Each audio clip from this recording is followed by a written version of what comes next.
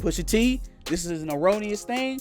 Cool. Tell the world you ain't never been in no rooms alone with Epstein and no women. Jay-Z, you were very loud in your condemnation of the Busby lawsuit. It should be so much easier to do it this time. You already have the draft saved. Silence. It ain't time for silence no more. Get on the side. You want to make sure that you survive the onslaught of bad press that's getting ready to come for people in the aftermath of all this information being released, then get on the side. You gotta talk about Hove and Push. Now, I want to make it noted that what was found from this Epstein file so much is a tip, right? It was a reported tip. Somebody has come out and said that this is what happened. According to this person who left the tip to the FBI, in 1996, Hove and Harvey Weinstein may have essayed, allegedly. You can't even call him Hove in 96. You have to call that man Sean Carter. I don't even think the alleged victim would have been able to identify him in 1996 as Jay-Z. Sure. In 96? Because reasonable doubt may have come out by that point. Maybe. Yeah, I mean, and how he got his way to Harvey Weinstein at a party. Couple points to make. It was not just Jay-Z and Pusha T that found themselves caught up in the hotline part of the information that was left. Marshall Mathers, Eminem was also named, as well as your boy, the boy, right?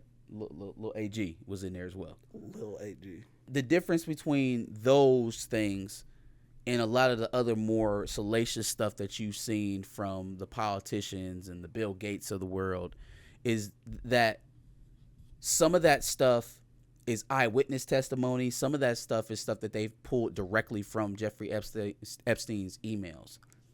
The tip hotline stuff was set up so that any individual anywhere in the country could call. Both of the calls came in 2019. And the timelines of what's proposed for each of the artists that we're talking about don't necessarily make sense for a budding low-level drug dealer to be in the same room with Harvey Weinstein, let alone partaking in what he's accused of partaking in with him.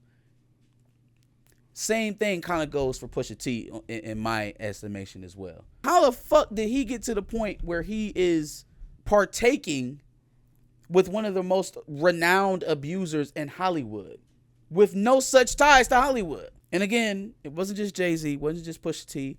Aubrey's name was caught up in that hotline. Eminem's name was caught up in that hotline. Does that make it patently false? Like there's no way it could have happened? No. Absolutely not. It does mean that the people in charge of reviewing that content found it not to be actionable, though. Right. Like there wasn't anything to follow up on. There was no eyewitness testimony behind any of it. It probably means that they discredited the person who made the call in some way, shape, or form. Yeah, because it was Jaguar White. So, hey, but I mean though,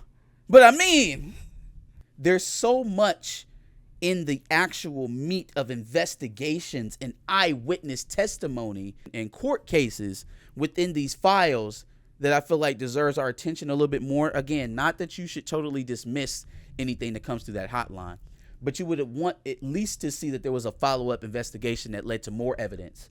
Or, all right, we were able to look up, okay, so 1996, do we have any pictures of Harvey Weinstein and Jay-Z being in at the same event or the same area of town? Can we mark them up to be in the same spot? That's how they got out of the Jay-Z thing in the first place. It's because they were able to take people that she said she saw at the parties and on her way to the parties that weren't even in the continental U.S. at the time.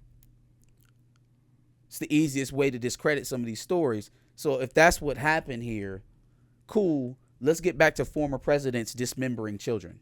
Titans of industries reaching out to Epstein to figure out how he can get an antibiotic into his wife without her knowing. And then when that titan of industry doesn't get what he wants, he then bans world-renowned pedophile and longtime Xbox user from Xbox Live. That's so crazy. Let's talk about how one of y'all's GOATs, if you're still watching NBA, is heavily invested in Israeli tech and defense firms, literally profiting off of the dying children in Gaza right now. Let's talk about it, Chef Curry. Now, go ahead and tell me you don't watch your money and you let these people go and invest where they need to make you rich and you don't really pay attention. Cool, divest. Pusha T, this is an erroneous thing. Cool, tell the world you ain't never been in no rooms alone with Epstein and no women. Jay-Z, you were very loud in your condemnation of the Busby lawsuit, saying that it was unequivocally false, and you were proven true. You were proven right. It should be so much easier to do it this time. You already have the draft saved. Just delete some words. Silence. It ain't time for silence no more. I agree with that. Get on the side. Get on the side. You want to make sure that you survive the onslaught of bad press that's getting ready to come for people in the aftermath of all this information being released, then get on the side.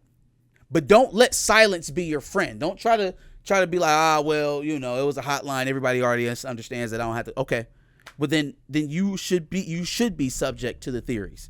Hang on that shit as long as you want to. And if they never deny it, stay on their ass about it. But I'm telling you, the juicier stuff is on the folks that you always knew it was going to be on. The Trumps, the Clintons, the Bushes, right? People who are supposed to be on the ideological opposite end of the spectrum, buddying up with fucking Epstein.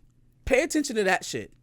I'm also not interested in young budding rap artists and whether or not they got themselves tied in with monsters. I want to know who trafficked these women, who received the trafficking, who was the recipient of the product, which was the human body. If you got evidence that was Jay-Z and Pusha T, cool, let's line them up. But I'm not interested in anything that's going to attempt to muddy the waters to the point where everything then becomes illegitimate. No. There is actionable content in these files. Mind you, they're still redacting them. They're still trying to protect perpetrators' names while mistakenly leaking victims' names. So redacting things in the name of protecting victims, but then accidentally releasing victims' names.